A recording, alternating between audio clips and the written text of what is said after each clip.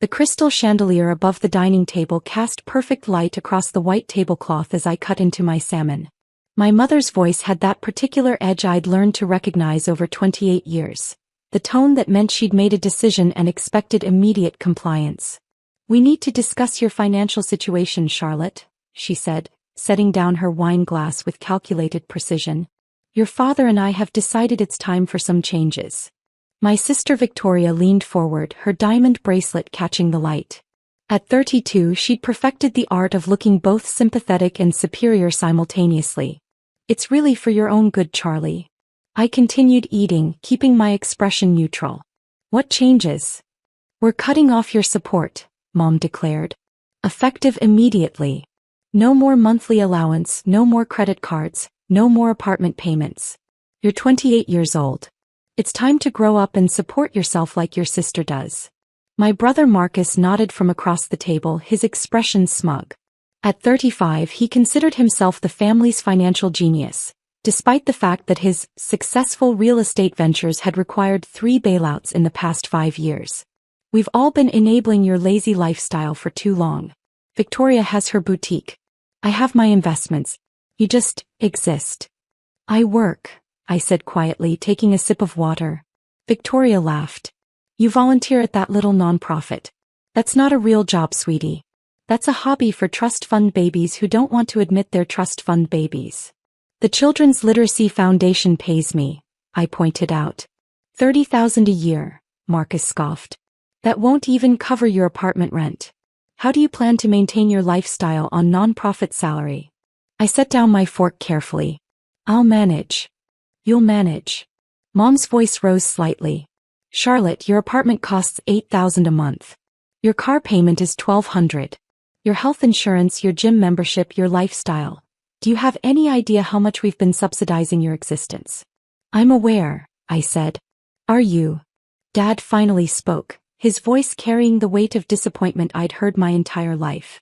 "Because your mother and I have been reviewing the family finances, and we're spending over $15,000 a month supporting you while you play at being a working woman."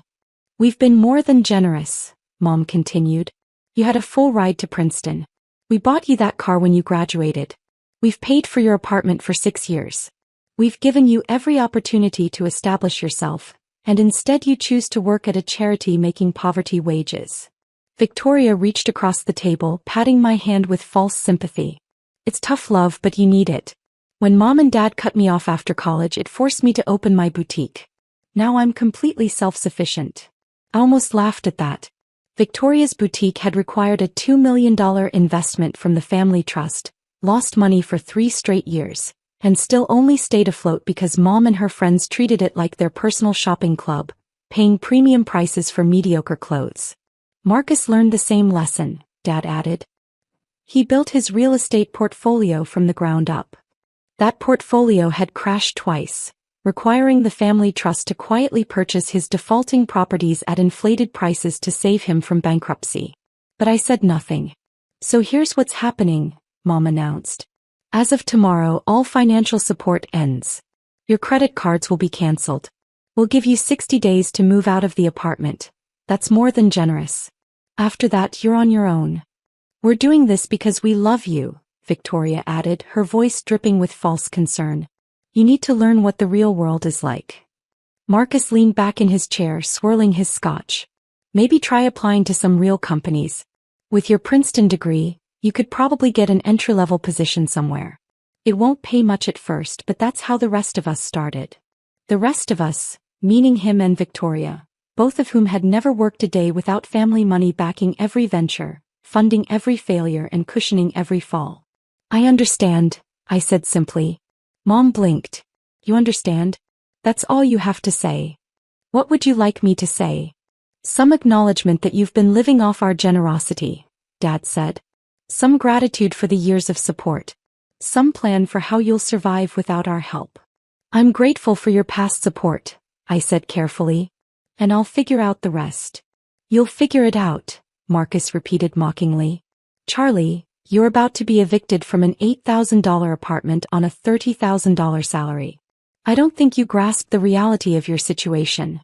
"Perhaps not," I agreed. Victoria's expression shifted to something almost pitying.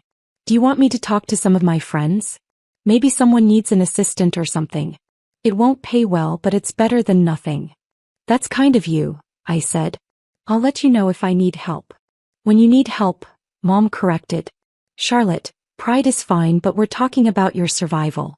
You have no savings. We know because we've been funding your entire life. You have no assets except that car, which you'll probably have to sell. You have no financial literacy because you've never had to manage money. We're not trying to be cruel, Dad said, though his tone suggested otherwise. We're trying to teach you responsibility. Your grandfather built this family's wealth through hard work and discipline. Your mother and I have maintained it through careful management. We've watched you drift through life without purpose or ambition, and we've enabled it for too long. Grandpa Charles would be disappointed, Marcus added. He believed in earning your place in the world. I took another sip of water, letting the comment pass. Grandpa Charles would have been disappointed certainly, but not in me. So we're clear. Mom asked. No more money. No more support. You're on your own. Crystal clear, I confirmed. Good. She picked up her wine glass again. Now let's discuss something more pleasant. Victoria, how's the boutique doing? Victoria launched into a detailed description of her latest collection, carefully omitting the fact that she'd lost $40,000 last quarter. Marcus chimed in about his newest real estate acquisition, not mentioning that it was underwater on the mortgage. Dad discussed his golf handicap. Mom planned her upcoming charity gala. I finished my dinner in silence, watching my family celebrate what they believed was an important lesson in responsibility. They saw a dependent daughter finally being forced into adulthood. They had no idea what they'd just set in motion. After dessert, I excused myself politely. I should get home and start planning. That's the spirit, Dad said approvingly. Face your challenges head on. I'll text you some job listings, Victoria promised. Entry-level stuff, but we all have to start somewhere. Let me know when you need help moving, Marcus offered. You'll probably have to downsize significantly. Maybe find a studio in a cheaper neighborhood. Thank you all, I said. For everything. Mom stood, giving me a stiff hug. You'll thank us eventually, Charlotte. When you're standing on your own 2 feet supporting yourself, you'll understand that we did this out of love. I drove home in the Mercedes they thought they'd be repossessing in 60 days, parked in the garage they believed I couldn't afford much longer, and rode the elevator to the apartment they assumed I'd be abandoning. Once inside, I poured myself a glass of wine and sat on the couch, my phone in hand. The screen showed 3 missed calls from the same number. Whitmore and Associates Trust Administration. I'd been ignoring them during dinner, knowing exactly why they were calling. I dialed the number. Sarah Whitmore answered on the first ring. Miss Hartwell, she said warmly. I've been trying to reach you. We noticed some unusual activity and wanted to confirm your instructions. What unusual activity? Asked though I knew. Your mother contacted us this afternoon, requesting information about transferring funds and modifying distribution schedules. When I explained that only the trustee could authorize such changes, she seemed quite surprised. She indicated you'd been cut off financially and suggested the trust should reflect that decision. I closed my eyes. What did you tell her? Nothing, Sarah assured me. Client confidentiality is absolute. But Ms. Hartwell, she seemed genuinely unaware of the trust structure. I wanted to confirm, should I inform your family of your position as trustee? Not yet, I said quietly. Understood. However, I should mention that your brother called an hour ago with similar questions. He wanted to know about accelerating his distributions and mentioned you'd be out of the picture, financially. When I asked for clarification, he hung up. I wasn't surprised. Marcus always moved fast when he sensed opportunity. There's one more thing, Sarah continued. Your father scheduled an appointment for tomorrow morning. He mentioned wanting to restructure the family trust to reflect current realities. His exact words. Did you inform him that requires my approval? No. I thought you'd prefer to handle that conversation yourself. What time is his appointment? 10 o'clock. I'll be there, I decided. Actually, Sarah, let's schedule a full family meeting. Contact my parents, Victoria and Marcus. Tell them it's mandatory for all trust beneficiaries. Tomorrow at 10. All of them. Sarah's surprise was evident. Miss Hartwell, are you sure? This could get complicated. It's already complicated, I pointed out. They've decided to cut me off because they think I'm financially dependent on them. They should probably know the truth before they do anything drastic. Like trying to restructure a trust they don't control, Sarah said dryly. I'll make the calls. Should I mention you'll be attending? No. Let it be a surprise. After I hung up, I walked to my home office and opened the locked file cabinet where I kept the documents my family had never bothered to read. The trust documents, the financial statements, the distribution schedules, the succession plans. Grandpa Charles had established the family trust 40 years ago with $30 million from the sale of his manufacturing company. Through careful management and strategic investments, it had grown to $80 million. The trust provided monthly distributions to all family members, funded their businesses, paid for their homes and maintained their lifestyle. And for the past 7 years since Grandpa's death, I'd been the trustee. Not because I'd asked for the position. Not because I'd schemed or manipulated. But because Grandpa Charles had known something my parents never understood. Wealth without wisdom was just money waiting to be wasted. He'd watched Dad coast through life on inherited money, making poor investments and poorer decisions. He'd seen Mom's spending habits accelerate year after year, her sense of entitlement growing with every designer purchase. He'd observed Marcus's reckless business ventures and Victoria's delusional entrepreneurship, both funded by family money they treated as infinite. And he'd watched me quietly study finance at Princeton, intern at Whitmore and Associates during my summers, and ask him careful questions about trust management and fiduciary responsibility. Most people think being rich is about spending money, he told me during one of our last conversations. But real wealth is about preserving it for future generations. Your parents don't understand that. Your siblings won't learn it. But you, Charlotte, you have the temperament for stewardship. He changed the trust documents 2 weeks before his death, naming me as successor trustee with full discretionary authority over all distributions. My parents and siblings were beneficiaries, entitled to monthly distributions at my discretion. But they had no control, no authority, and no ability to modify the trust without my approval. They'd never asked about the trust structure. Never read the documents. Never questioned why the distributions kept flowing smoothly, businesses kept getting funded, and lifestyle kept being maintained. They assumed Dad managed everything just as Grandpa had. But Dad wasn't the trustee. He'd never been the trustee. And tomorrow, when he walked into Whitmore and Associates expecting to restructure the family trust to punish his disappointing daughter, he was going to learn exactly who controlled the $80 million his entire life depended on. I slept surprisingly well that night. The next morning, I dressed in the Tom Ford suit I'd bought with my own money, my salary from the nonprofit, carefully saved over 6 years. I pulled my hair into a sleek bun, applied minimal makeup, and drove to the Whitmore and Associates offices in downtown Boston. Sarah met me in the lobby, her expression carefully professional but her eyes amused. They're all in the main conference room. Your father arrived early and has been pacing for 20 minutes. Your mother keeps asking why this meeting is necessary. Marcus tried to reschedule, and Victoria is confused about why she needs to be here at all. And they don't know I'm coming? I said all trust beneficiaries were required to attend. I never mentioned you were also the trustee. She paused. Are you ready for this? I've been ready for 7 years, I said. I just hoped it wouldn't come to this. We walked to the conference room together. Through the glass walls I could see my family arranged around the mahogany table. Dad sat at the head looking proprietary.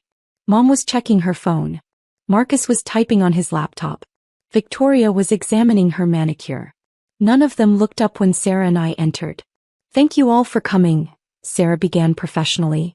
As I mentioned, this is a mandatory meeting for all beneficiaries of the Charles Hartwell Family Trust. We have some important matters to discuss regarding trust administration and distribution schedules. Dad waved his hand dismissively. It's fine. Let's make this quick. I have a golf game at noon. Now, I've been reviewing our family's financial situation, and I want to make some changes to the trust structure. Mr. Hartwell, Sarah interrupted gently. Before we discuss any potential changes, I need to ensure everyone understands the current trust structure. Are you familiar with the terms of your father's trust? Of course, Dad said impatiently. My father established it 40 years ago. I've been managing it since his death. It provides distributions to family members and funds various family needs. Simple enough. I see. Sarah's tone remained neutral. And you believe you're the trustee? Obviously. I'm the eldest son. My father's successor. That's how these things work. Mom nodded agreement. Marcus and Victoria looked bored. I remained silent, standing near the door. Mr. Hartwell, Sarah said carefully, I'm afraid there's been a misunderstanding. You're not the trustee of the Charles Hartwell Family Trust. You never have been. The room went completely still. Dad's face reddened. That's ridiculous. Of course I'm the trustee. Who else would it be? According to the trust documents executed by your father 7 years ago, the current trustee is Charlotte Hartwell. For heads turned to look at me. The silence stretched for 5 long seconds. Then Dad laughed. That's absurd. Charlotte. She's just the person who's been managing your monthly distributions for 7 years, Sarah finished smoothly. The person who approved Marcus's real estate bailouts. The person who funded Victoria's boutique. The person who's maintained all of your lifestyles while working at a nonprofit and living within her means. This is a joke, Marcus said, his voice sharp. Charlie doesn't manage the trust. She doesn't manage anything. She works at a charity. She works at a charity, Sarah agreed, and manages an $80 million trust fund that provides the monthly distributions you all depend on. The $60,000 a month to your parents. The $45,000 to you, Marcus. The $38,000 to Victoria. All at Charlotte's discretion as trustee. Mom's face had gone pale. That can't be right. Charles wouldn't have. Why would he make Charlotte the trustee? Perhaps, I said quietly, speaking for the first time since entering the room, because Grandpa knew I wouldn't treat family wealth like an infinite ATM. Victoria stood abruptly. This is insane. You're telling us that Charlie, who we just cut off financially, actually controls all of our money. Not your money, Sarah corrected. The trust's money. Money that Charles Hartwell designated for family support, with distribution amounts and terms determined by the trustee. Charlotte has been exceptionally generous in her management, approving distributions that exceed the trust's recommended guidelines and funding business ventures that most professional trustees would have declined. My real estate investments are sound, Marcus snapped. Your real estate investments have lost the trust approximately $3 million over 5 years, Sarah replied, consulting her notes. Charlotte approved bailout funding 3 times to prevent you from declaring bankruptcy. Victoria's boutique required a $2 million investment and has never shown a profit, I added softly. I approved it anyway because family business ventures are within the trust's purpose. You. Dad's voice had dropped to a dangerous low. You've been making these decisions? A child who's never worked a real day in her life. A Princeton graduate with a degree in finance who interned at this firm for 3 summers and passed her Series 65 exam at 22, Sarah interjected. Charlotte has been one of the most conscientious trustees I've worked with in 20 years. Mom shook her head, her perfectly styled hair not moving. This doesn't make sense. Why wouldn't Charles tell us? Why wouldn't you tell us, Charlotte? Grandpa told Dad, I said. He gave him the trust documents after he changed them. He explained the structure. Dad never read them. None of you did. Dad started, then stopped, his expression shifting as memory caught up with denial. And I didn't tell you, I continued, because Grandpa asked me not to. He said if I did my job right, you'd never need to know who managed the money. You'd just live your lives, secure and comfortable without worrying about the details. This is unacceptable, Marcus declared. I'll contest this. There's no way a trust this size should be controlled by. By whom? I asked calmly. The person who's grown it from $65 million to $80 million through careful investment? The person who's managed distributions responsibly while you've lost millions on failed ventures? The person who's worked a real job to understand the value of money while you've all treated it as an entitlement? You smug little. Marcus stood, his face flushed. Sit down, Mr. Hartwell, Sarah said firmly. This is a professional meeting and I won't tolerate aggressive behavior. Victoria's voice came out small. So when Mom said she was cutting you off, She was announcing that she'd stop paying expenses that I've been paying for myself for years, I said. The apartment is in my name. The car is paid off. My credit cards are mine.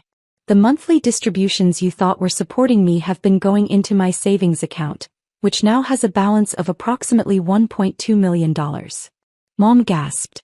While I've been living on my nonprofit salary, I continued, and learning what $30,000 a year actually feels like. Which is why I drive a 6-year-old Mercedes instead of buying a new one every 2 years like some people. Why I volunteer at charity events instead of paying premium prices for couture. Why I've maintained the same apartment instead of upgrading to a penthouse. You've been testing us, Dad said slowly. All these years, you've been watching us waste money while you pretended to be one of us. I've been being one of you, I corrected. A beneficiary of Grandpa's trust just like you. The difference is that I also have the responsibility of managing it. And the wisdom to know that family wealth isn't infinite. So what now? Marcus demanded. You cut us all off? Punish us for not knowing you were in control? I looked at him for a long moment. That depends. On what? On whether you're capable of learning the lesson Grandpa tried to teach. I turned to Sarah. What are the current monthly distributions? She consulted her tablet. Mr. and Mrs. Hartwell, $60,000. Marcus, $45,000. Victoria, $38,000. Total family distributions, approximately $143,000 per month, or $1.7 million annually. And the Trust's recommended distribution rate for long-term preservation? No more than 4% of assets annually. For an $80 million trust, that's approximately $3.2 million. Your family's personal distributions represent about half of the safe distribution rate. When we add in business funding and one-time expenses, the trust is distributing at the maximum sustainable rate. I nodded. So there's no room for expansion. No cushion for emergencies. No buffer for market downturns. Correct. I looked at my family, all of them watching me now with varying expressions of shock, anger, and fear. Here's what's going to happen, I said calmly. Your current distributions will continue unchanged. I'm not going to punish you for not knowing something you never bothered to learn. But there will be new conditions. Conditions. Mom's voice was sharp.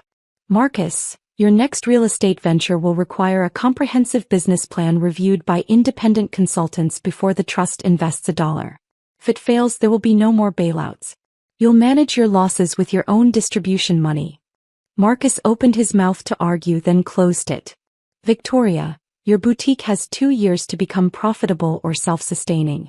I'll continue current funding during that period, but after that it either stands on its own or closes. I'll help you hire a real business consultant if you're interested in actually succeeding. Victoria looked stricken but nodded slowly. Mom and Dad, your distributions continue as is. But I need you to meet with a financial advisor and create a budget. A real budget that accounts for your actual spending versus income. Because eventually the trust will pass to the next generation, and they deserve the same security you've enjoyed. And if we refuse? Dad asked coldly. Then I'll reduce distributions to the minimum required by the trust documents, which is approximately 40% of what you currently receive, and put the remainder in preservation accounts for future generations. That's my right and responsibility as trustee. The room fell silent again. You can't be serious, Mom finally said. Charlotte, we're your family. Exactly, I agreed. You're my family. Which is why I've been protecting your financial security for 7 years while you assumed I was the family failure. Which is why I'm still protecting it now, even after you decided to cut me off for not living up to your standards. This is blackmail, Marcus declared. No, Sarah interjected. This is trust administration. Charlotte has been extraordinarily generous. Most trustees would have implemented these conditions years ago. I gave you the benefit of the doubt, I said. I hoped you'd eventually learn to value money appropriately without being forced. But yesterday when you decided to cut off my support I never needed and never used, you proved that you still see family wealth as a weapon to control people rather than a responsibility to preserve. I stood gathering my bag. Sarah will schedule individual meetings with each of you to discuss the new terms. You'll sign acknowledgement forms confirming you understand the trust structure. And then we'll move forward as a family that actually understands how our financial security works. Where are you going? Victoria asked. To work, I said simply. I have a meeting at the Children's Literacy Foundation at 11.